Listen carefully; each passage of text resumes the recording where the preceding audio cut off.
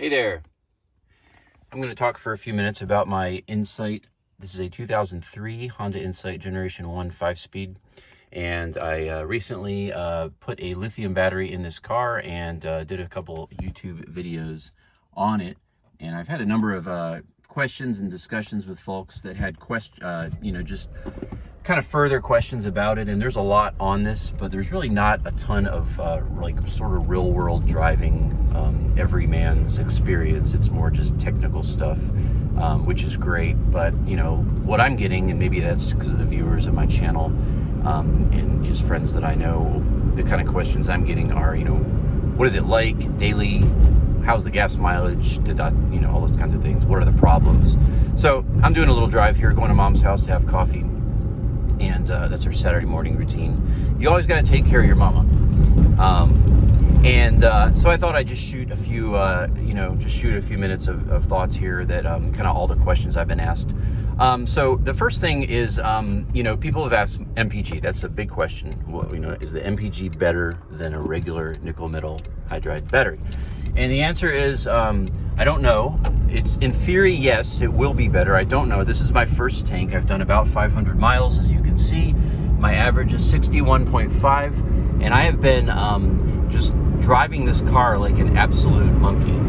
So kind of like what I just did there, a wide open throttle pull, second gear. I've been doing a whole lot of that just because it's fun. Now that I have the lithium, and I'll talk about that in a minute with my current hack, there is more power. And, frankly, coming from an old dead battery that was, 11 or 12 years old, it needed charging every week by the end. It's quite nice to not have all those problems, all those negative, recalibrations, and then IMA lights coming on. The car just drives normal. So anyway, I say that to say I've been using air conditioning. I've been driving, like a baboon, just having fun with the car now. And I'm still getting 61.5 MPGs. Now, you might remember, if you follow this channel, a month or two ago, I did my record, and this was with the nearly dead, old battery, and I did a 77.5 MPG around town tank. So 61.5 is a good bit away from that, but again, I'm not trying. I'm just driving this car, with lots of redlining, seeing what it can do. And I'm still, not trying at all, getting 61, which, if I remember, for 03, the city estimated, I want to say it was in the high 50s, don't quote me on that, but I think it was lower than 61. I remember 61 is what they came out with in 2000, but then they dropped the city in highway figures. So I'm going to say that if I tried to get, if I hypermiled, I think I could get in the 80s now.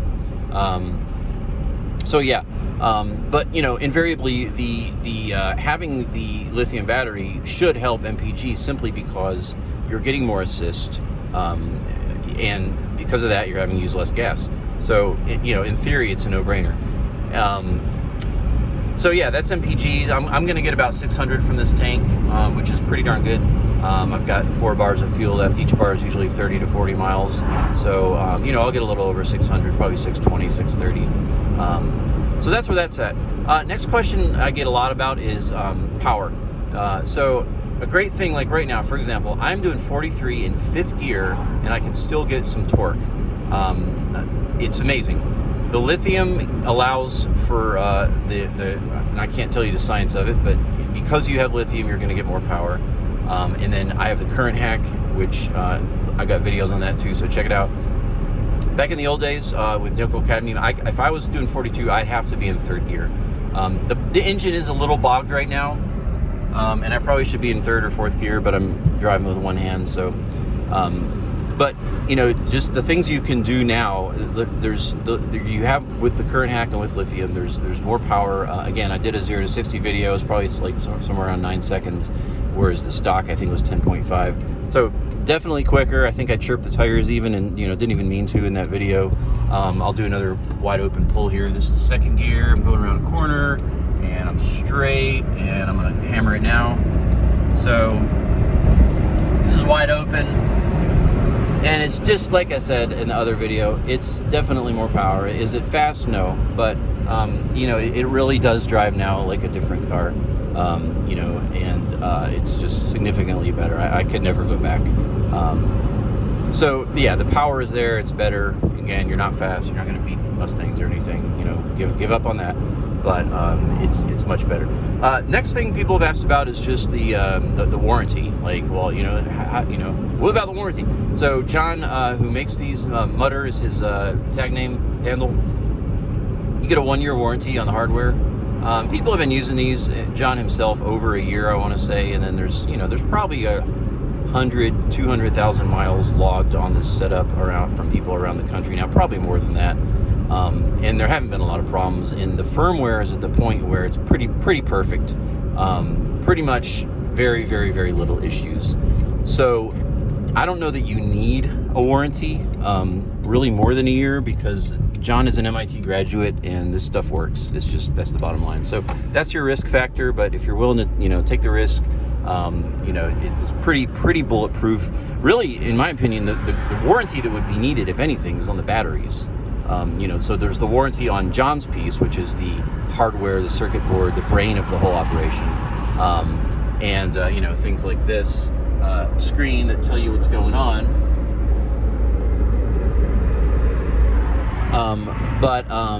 You know, that stuff seems pretty bulletproof, again, and that's tested with, you know, dozens and dozens of people, you know, on both sides of the ocean who've, you know, used this in their car.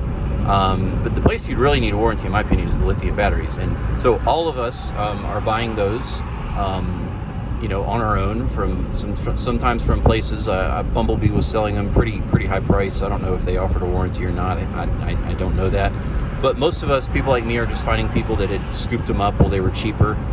Back in the day, that was like $450 for 3 units, and now, you know, people are charging $8,000-9,000. Mine ended up being $700, but they don't come with a warranty. You just don't get them with a warranty. So that's really the factor. The risk factor of needing a warranty would be on the battery, in my opinion, not on John's interface. That makes the battery work in the car. So, you know, risk. You're gonna risk. I will say I bought a brand new.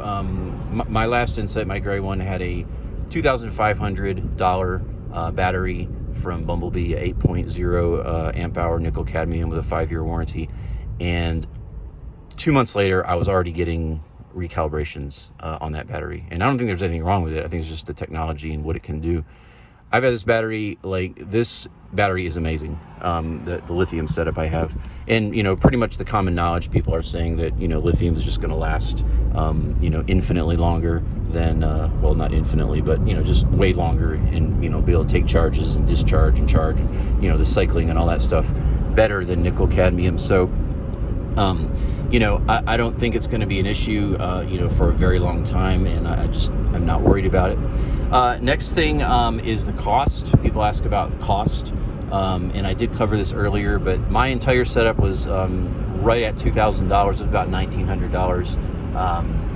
And, you know, again, a brand new nickel cadmium battery with a warranty is, you know, $2,500-ish if you get the 5-year warranty. So it's actually cheaper to go lithium. And for me, my cost, John's unit was $1,200, my batteries were $700. I paid $400 for the install, and then I made about $350 back for the sale of my grid charger. So you do all the math, that comes to about $1,950. And then I did spend about $80 more on a touchscreen colored display, which eventually will replace that. I need to get it programmed and do some tech on that, and I'll do a video when I get that going. But that's kind of on the back burner right now. So yeah, I'm around 2,000. If you hunt around, you know, there's people selling batteries at good prices. You can get it for 2,000-ish, maybe a little more, depending on install prices. If you install it yourself, obviously that component is not a component. So ultimately, it's the same price, or even in my case, a little cheaper than the best nickel cadmium battery you can buy. And, you know, to me, again, it's far superior. Having had a 8.0 brand new battery in my last car, with the current hack, I'll add, this is just superior in every way. So yeah, that's the talk on the price. And then I guess kind of the last thing is just like, you know, what else would you want to know?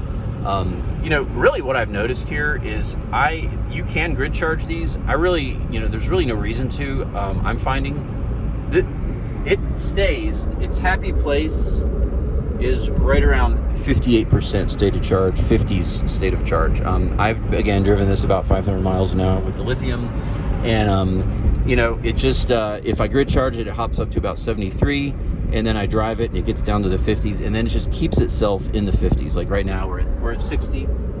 And I'll say too, with the current hack, the regeneration is so much stronger. Like I'm in second gear now and I'm downshifting. Yes, my transmission is wonderful. It doesn't grind. And I mean, you get so much more regeneration with the current hack. And this might just be a characteristic of lithium anyway. I don't know. But I know with the current hack, you get better regen than you did before. So because of that, I mean, like right now, I'm just regenerating. And if you were in like city traffic, I don't know if this would be like horrible if you're in New York or whatever. But for my commute, which is, you know, I got 9 or 10 stoplights on the way to work. It's wonderful. And there's so much regen because of that current hack. Like right now I'm letting off and it's just regenning, you know, going through the neighborhood. And we're at 62.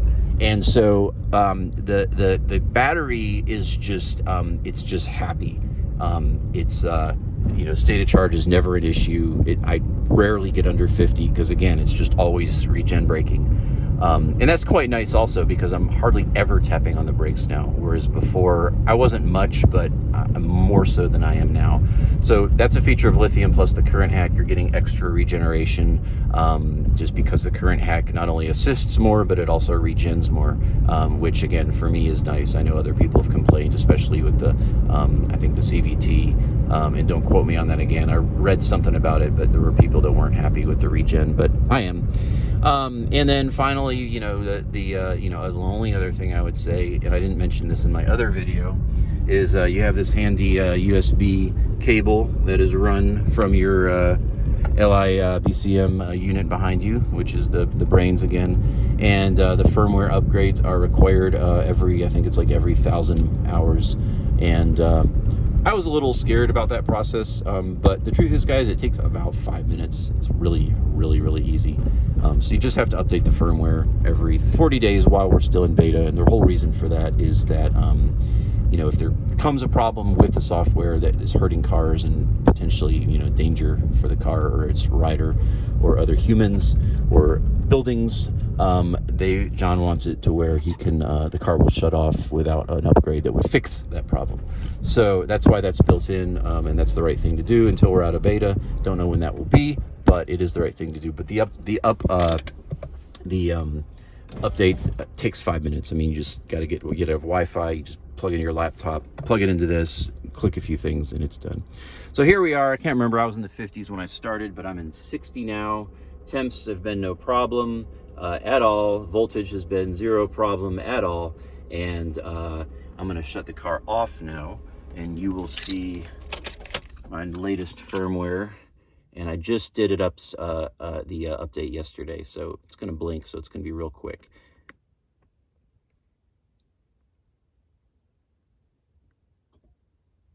So 8.4, version 8.4, and 941 hours left. So when you update the firmware, you get 960 or 50 or something like that. That's my thoughts on the lithium setup. About 1 tank later, very happy. Zero complaints. So give John your business. He's worth it. He's to be honest, this is a bargain. This should not be $1,200. This should be more like $1,500, in my opinion. I think John's making about 3 cents an hour for what he put into it. Hey, let me close with this because I just got this in the mail the other day, and I'm very proud of it. All right, there we go. Honda Insight lithium setup, layman's review. Thanks for watching. Peace. Bless you today.